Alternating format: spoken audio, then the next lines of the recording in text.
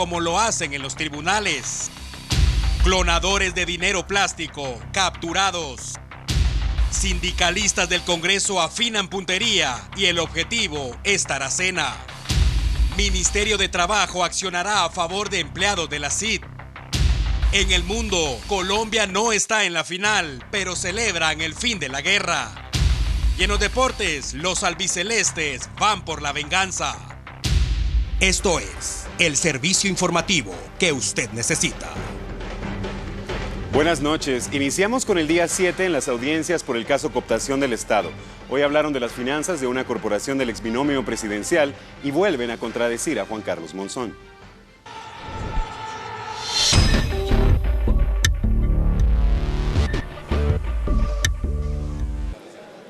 En la continuación de la audiencia de primera declaración del caso denominado cooptación del Estado, declaró ante el juez Miguel Ángel Gálvez, el contador público y auditor, Mario Rodolfo Contreras, quien presentó detalles acerca de los estados financieros de empresas a nombre de Otto Pérez Molina y Roxana Valdetti, y confirmó que fue contratado para las operaciones de fiscalización y auditoría por Salvador González, alias Seco. A este grupo empresarial lo bautizaron con el nombre de Grupo Estrella, porque está integrado por 5 empresas, que a su criterio son los 5 picos que forman una estrella. Contreras también se sumó al grupo de sindicados que demeritan las acusaciones de Juan Carlos Monzón. El señor Juan Carlos Monzón o miente o se equivoca en lo que hace. Veamos lo que sigue. ¿Quién decidió el proceso de facturar los aportes de campaña en el año 2008-2011? Si Mario Contreras no existía. Si no lo hubiera decidido, que lo digan las personas que estuvieron al lugar donde se me conocían. ¿Quién facturó? ¿Quién recibió el dinero? Yo no estaba. ¿Quién entregó el dinero? Yo no estaba. ¿Quién emitió los cheques? O miente, o se equivoca, o anda en la luna. Otro de los indicados es el abogado Mario Cano, quien expuso la importancia de presentar cargos y descargos de los acusados con base en la legislación del país. Además, se refirió al derecho de presunción de inocencia, que a su criterio se ha violado. El artículo 290 del Código Procesal Penal indica que el Ministerio Público no solo debe extender la investigación a las circunstancias de cargo, sino que también las que sirvan para descargo. Eso quiere decir, señor juez, que el Ministerio Público, en el momento procesal oportuno, de existir algún indicio racional suficiente que existiera en mi contra, también tuvo que haber presentado en sí alguna documentación de descargo que comprobara que existiera no solo la posibilidad de existir un delito, sino que también la posibilidad de que exista un fundamento serio para justificar las indicaciones que tenía en ese momento. Pero ellos hasta el día de hoy son inocentes, no porque Mario Cano lo diga, sino porque la Constitución Política de la República de Guatemala dice que ellos son inocentes hasta que en un debate oral y público se demuestre lo contrario. La ley contra la delincuencia organizada habla de los métodos de investigación. Créanme que estamos en un delito que es asociación ilícita, por lo cual exigía métodos de investigación. Mañana continuará la audiencia a partir de las 9 horas para escuchar las declaraciones de los 14 sindicados que no han sido escuchados por juez competente.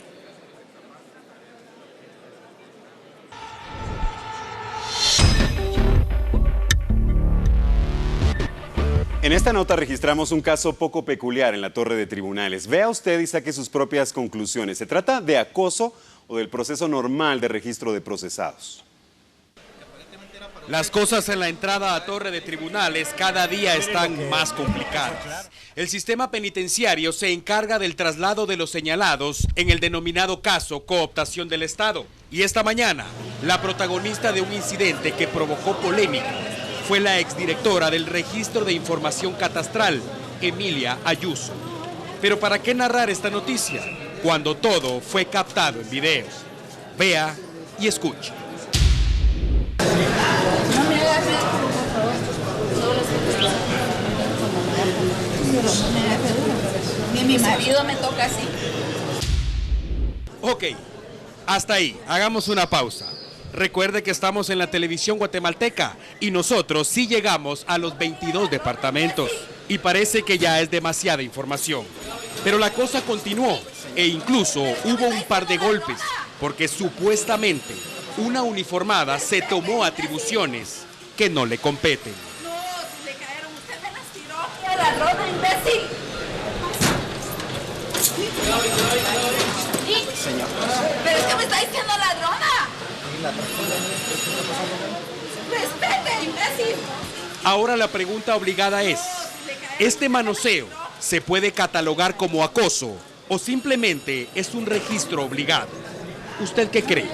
La situación llegó a oídos del juez Miguel Ángel Gálvez, quien solicitó al organismo judicial que se realice una investigación. También otros reos aprovecharon el momento para denunciar el mal manejo que está teniendo el sistema penitenciario, pero el juzgador se limitó a indicar que él solo es un juez y el sistema penitenciario es una dependencia del Ministerio de Gobernación, por lo que no puede entrometerse en esa situación.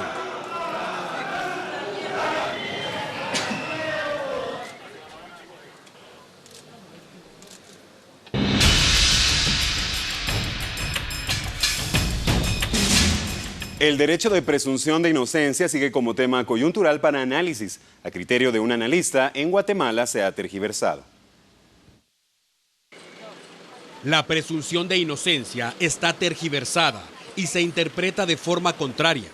Esta situación afecta a las personas acusadas por actos reñidos con la ley que se encuentran en prisión mientras sigue el juicio en los tribunales de justicia. Es sagrada, según nuestro ordenamiento jurídico, la presunción de inocencia, pero definitivamente eso ya no existe. Aquí lo que se presume es la culpabilidad. Si uno va a parar a los tribunales, lo que uno tiene que demostrar es su inocencia, y eso no es así. Es el Ministerio Público quien tiene que demostrar su responsabilidad con respecto de los hechos que le imputan. Sin embargo, no es de esa manera como está funcionando la aplicación de justicia en Guatemala en estos días, lamentablemente. La ley señala que toda persona acusada de un delito es inocente hasta que no se demuestre lo contrario y sea vencida en juicio, conforme a lo establecido en la legislación. Según el artículo 14 de la Constitución Política de la República, toda persona acusada de un delito es inocente hasta que no se demuestre lo contrario y sea vencida en juicio, con el debido proceso y conforme a lo establecido en la legislación.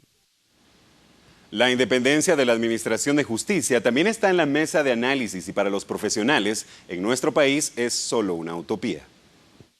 La independencia judicial en Guatemala no existe, según el criterio del analista, debido al obsoleto y poco transparente sistema empleado para la elección de jueces y magistrados.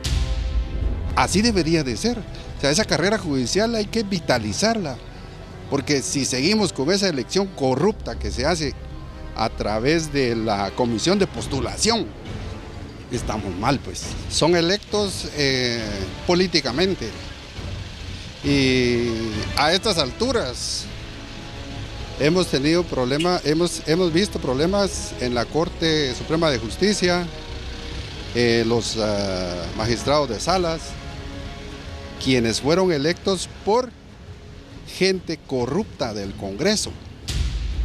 A criterio del analista, sí es posible en Guatemala alcanzar la independencia en la administración de la justicia, pero se debe fortalecer la carrera judicial y abolir las comisiones de postulación. Para finalizar con el tema, la Cámara de Radiodifusión de Guatemala manifiesta su total rechazo a las expresiones de violencia, amenazas y presiones en contra de las instituciones que combaten la corrupción y la impunidad. Presentamos nuestra solidaridad a la fiscal general y condenamos las amenazas a cualquier otro operador de justicia por un país donde gobernantes y gobernados actúen con estricto apego al derecho. Cámara de Radiodifusión de Guatemala. Vamos a un breve compromiso publicitario. Al volver, más información está en T13 Noticias. T13 Noticias presenta los más buscados. Carlos Enrique Abularach. La policía lo busca por estafa propia y está vinculado al desfalco del Banco de Comercio.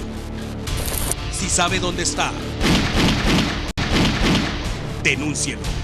Su llamada será confidencial. T13 Noticias, servicio y responsabilidad social.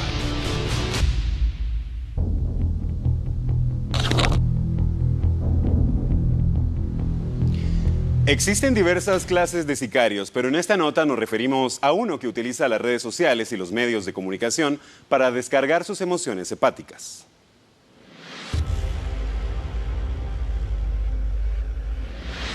Continuamente vemos cómo la policía acciona en contra de bandas dedicadas al sicariato. Un asesino a sueldo es una persona que por unos cuantos billetes mata a sangre fría y sin duda merece castigo.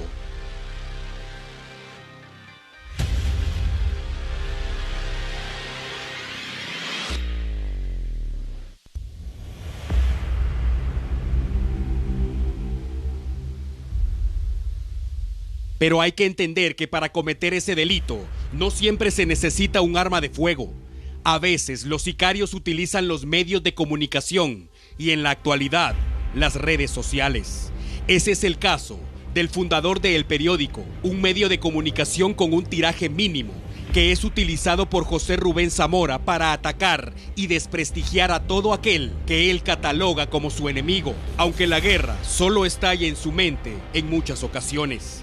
El Periódico es un diario propiedad de una empresa panameña con inversiones en ese país vinculadas al famoso caso Panama Papers por evasión de impuestos y lavado de dinero. Zamora fundó primero el diario Siglo XXI, pero sus socios lo abandonaron por acusaciones de extorsión en su contra.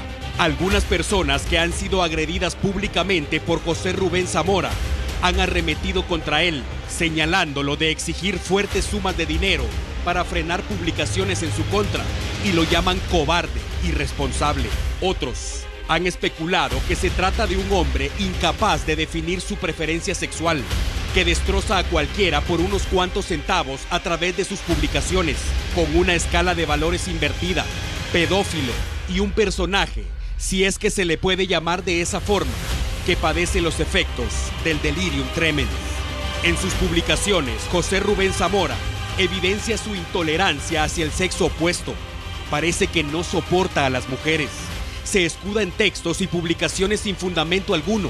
Sus fuentes siempre son chismes, especulaciones, inventos y mentiras que utiliza para intentar mantenerse vigente como periodista, denigrando a todas luces la profesión con descaro. Pero evidentemente, solo se trata de una mente macabra y vulgar. En 2014, el juzgado 10º de instancia penal ordenó arraigo contra José Rubén Zamora, acusado de extorsión, coacción, chantaje, violación a la Constitución Política de la República y desacato. Y la lista continúa.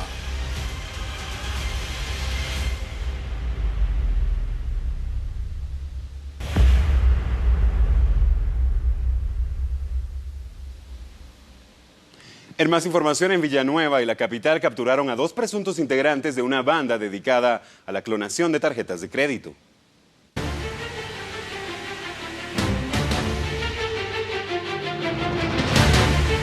Este jueves las fuerzas de seguridad realizaron 7 allanamientos en las zonas 3 y 5 de la capital, así como en el municipio de Villa Canales. El objetivo, desarticular una estructura criminal dedicada a la clonación de tarjetas de crédito y débito. Según los investigadores, las tarjetas clonadas se utilizaban para comprar gasolina principalmente. Las autoridades lograron la captura del supuesto líder de la estructura.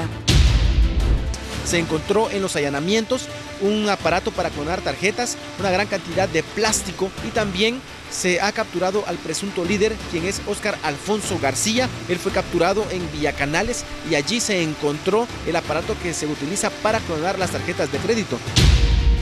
Durante el operativo también se capturó a Sergio Daniel Oliva, quien presuntamente pertenece a la banda de clonadores que operaba principalmente en la capital. Cada día aumenta el número de usuarios del denominado dinero plástico y no está de más tomar precauciones al pagar servicios para no ser víctimas de bandas como esta.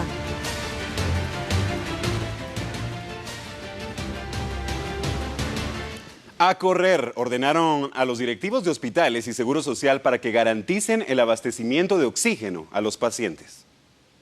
La Corte de Constitucionalidad otorgó un amparo provisional a la Procuraduría de los Derechos Humanos, que refiere una orden al gerente y representante legal del Instituto Guatemalteco de Seguridad Social y a los ministros de Salud Pública, de la Defensa Nacional y Finanzas Públicas para que en un plazo de 48 horas, a partir de recibida la notificación, adopten las medidas administrativas pertinentes y procedan con las instrucciones para garantizar el servicio de oxígeno para los pacientes que reciben atención en hospitales públicos, militares y del Seguro Social. La Procuraduría interpuso una acción legal en la Corte ante la falta de acciones y estrategias por parte de las 4 instituciones referidas para la compra oportuna de oxígeno y con base en la Ley de Contrataciones del Estado. El objetivo es prevenir una posible crisis en los hospitales y evitar decesos, al considerar que el segundo día de julio vencerá el contrato con el actual proveedor. Autoridades del Seguro Social se pronunciaron y explicaron la situación que enfrentan para abastecer de oxígeno a sus hospitales. El presidente de la Junta Directiva del Instituto Guatemalteco de Seguridad Social respondió a la acción de amparo interpuesta por la Procuraduría de los Derechos Humanos por no efectuar la contratación oportuna para el suministro de oxígeno.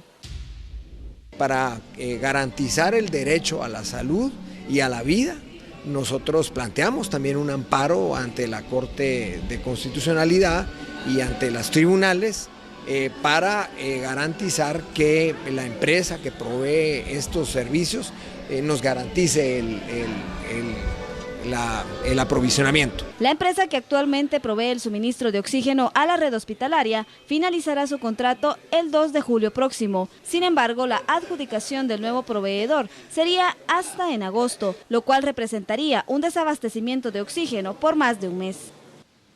En varios países del área, incluyendo a Guatemala, la violencia ha cobrado la vida de comunicadores sociales durante las últimas semanas. Ante ello, la Asociación Internacional de Radiodifusión, AIR, pide garantizar el derecho a la vida y a la libre expresión. 5 comunicadores sociales fueron asesinados en países del área durante mayo y junio. También se produjeron ataques e intimidaciones contra la infraestructura de canales de televisión y otros medios de comunicación. En México fueron asesinados 3 periodistas y en Estados Unidos 1, mientras que en Brasil fueron objeto de ataques las instalaciones de 2 canales de televisión. En tanto, en Guatemala, país azotado por la imparable violencia a todo nivel, fue asesinado a principios de junio el comunicador Víctor Hugo Valdés Cardona cuando se ejercitaba en las calles de Chiquimula. En la mayoría de casos no existe una investigación profunda sobre estos ataques a la libre expresión. Ante tal situación, la Asociación Internacional de Radiodifusión, AIR, lamenta los crímenes contra periodistas y exige acciones de los gobiernos, recordando la resolución emitida el 12 de mayo por dicha entidad, en la cual se reitera el más profundo rechazo a toda forma de coacción, intimidación y agresión a periodistas y medios de comunicación, requiriendo a los estados la adopción de las medidas necesarias para erradicar este tipo de conductas criminales. También se pide combatir la impunidad en estos graves casos, exigiendo investigación y sanción hacia los responsables, y se exhorta a los diputados de cada país a legislar a favor de la libertad de expresión, estableciendo penas y castigos especiales para este tipo de crímenes. Continuamos. Sindicato General del Congreso prepara ofensiva contra la presidencia de ese organismo por controversias en el pacto colectivo de condiciones de trabajo. El tercer sindicato del Congreso se puso a la defensiva cuando el presidente de ese organismo, Mario Taracena, presentó una acción de inconstitucionalidad contra el pacto colectivo que estima el aumento anual del 10% a los empleados bajo el renglón 011. El secretario del sindicato anunció acciones penales en contra de Taracena. Él alega ahora de que nuestro pacto colectivo es abusivo, porque no alegó en el año 2005 cuando él fungía del diputado. Además tenemos que tomar en cuenta que en el presupuesto de ingresos y egresos del Congreso de la República ya está estipulado el aumento del 10% para los empleados. Taracena también anunció su intención de destituir a familiares de legisladores que trabajan en el Congreso y que permitiría que ellos mismos decidan quién de sus seres queridos siguen laborando, pues la ley únicamente permite la contratación de un miembro consanguíneo. Ya hace unos minutos trascendió que la Corte de Constitucionalidad suspendió la impugnación interpuesta por el presidente del Congreso, Mario Taracena, y decidió no amparar al Sindicato de Trabajadores del Congreso de la República con relación a la controversia por el pacto colectivo de condiciones de trabajo, por considerar que no siguieron las vías legales. Vamos con más información. Vendedores de billetes de lotería denunciaron represalias que afectan su economía familiar. Personas no videntes y sordomudas organizadas en un sindicato denunciaron que desde 3 semanas atrás el benemérito Comité Pro Ciegos y Sordos en Guatemala les canceló el permiso para la venta de billetes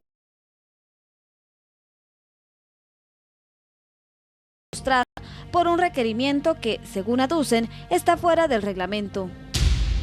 ¿En qué consiste la sanción? Es que nosotros no podemos sacar nuestros números de Lotería Santa Lucía, por lo tanto no tenemos trabajo, no tenemos ingreso para el sostenimiento de nuestra familia. Para la mayoría de los afectados, la venta de billetes de lotería es su única fuente de ingresos. Hay madres solteras, incluso la compañera que está acá, su niño es sordo. Ahora esperan la intervención de entidades de derechos humanos y estatales para que los apoyen. Pido a las organizaciones nacionales como internacionales que se ocupan de los asuntos de las personas con discapacidad, que por favor revisen nuestra problemática, que se acerquen, porque sabemos de que tenemos derecho al trabajo, tenemos derecho a la vida. Durante el gobierno de Carlos Castillo Armas cobró vigencia el decreto gubernativo 577 que autorizó la Lotería Santa Lucía como un medio de trabajo para personas no videntes y que permitiera la captación de recursos financieros para tratamientos médicos y hospitalarios de personas con deficiencias visuales y auditivas. Fortalecen operativos en Misco para detectar negocios dedicados a la venta clandestina de licores. Delegados municipales de Misco montaron operativos de verificación para clausurar negocios que venden bebidas alcohólicas sin autorización. En ese municipio ya han clausurado 9 cantinas disfrazadas de tiendas. Se hacen inspecciones diferentes días de la semana, principalmente en la noche, en donde se tienen denuncias en los 3 juzgados municipales, luego de que hay cantinas disfrazadas de tiendas. A la fecha tenemos 9 tiendas que han sido cerradas en el municipio de Misco. Se han notificado más de 300 tiendas en diferentes zonas. Los propietarios de los negocios deben presentarse a la municipalidad 5 días hábiles luego de ser notificados para el trámite correspondiente. Las autoridades buscan prevenir delitos derivados de la ingesta de alcohol, ya que se han registrado denuncias que señalan escándalos en la vía pública que llegan a los disparos.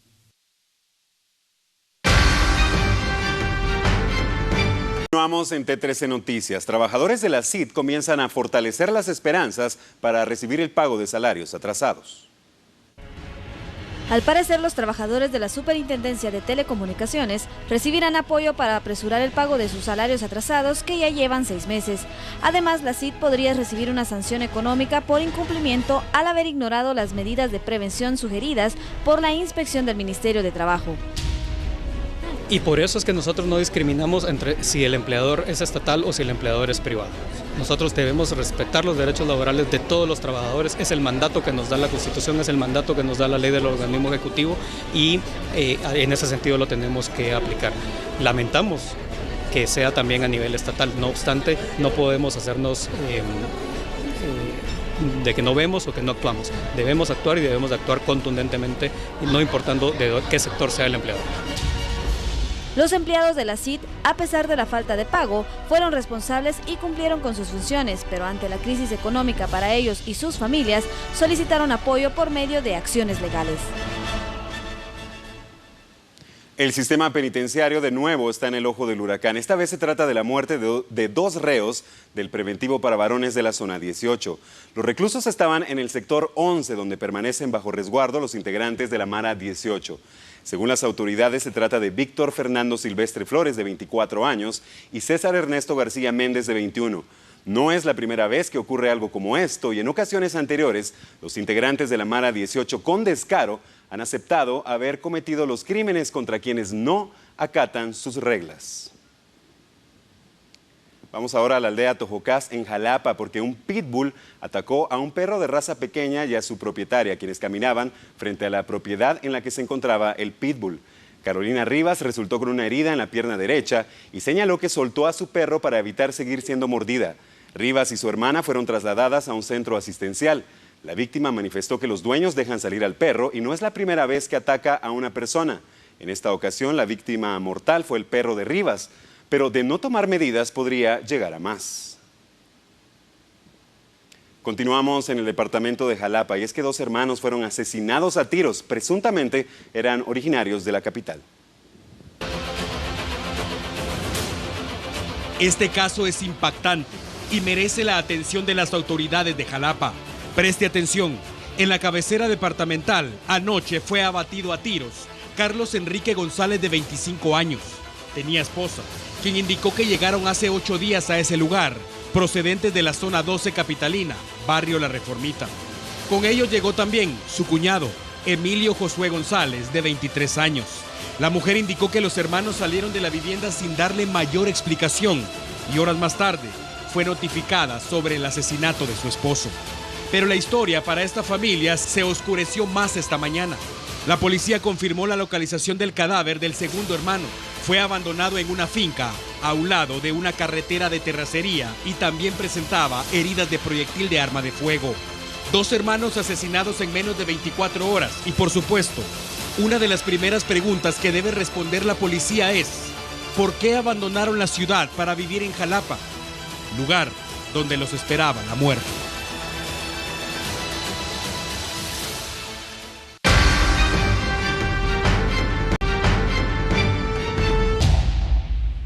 Una persona fallecida y una más herida es el resultado de un aparatoso accidente de tránsito ocurrido en la ruta hacia el Atlántico. El conductor de un pick-up perdió el control del volante y el automotor terminó volcado. Bomberos voluntarios trasladaron a un hospital a Leslie Sánchez, de 24 años. El conductor falleció, pero no pudo ser identificado.